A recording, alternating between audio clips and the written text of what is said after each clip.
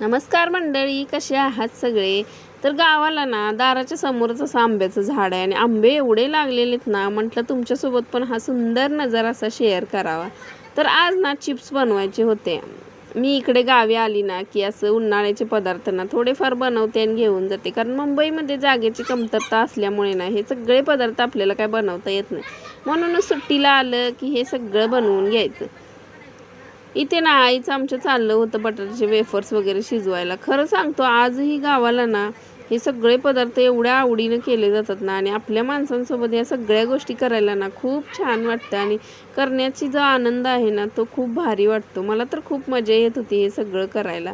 बटाट्याचे वेफर्स शिजले होते आणि आता खरा टास्क होता तो म्हणजे हे उन्हात घालायचं.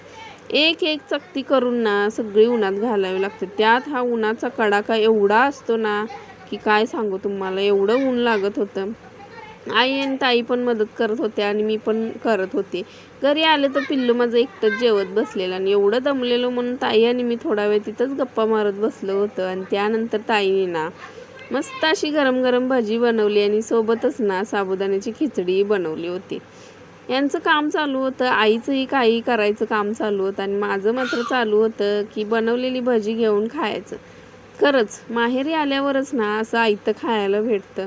माहेरची सर कशालाच येत नाही म्हणतात ना, ते खरंच आहे.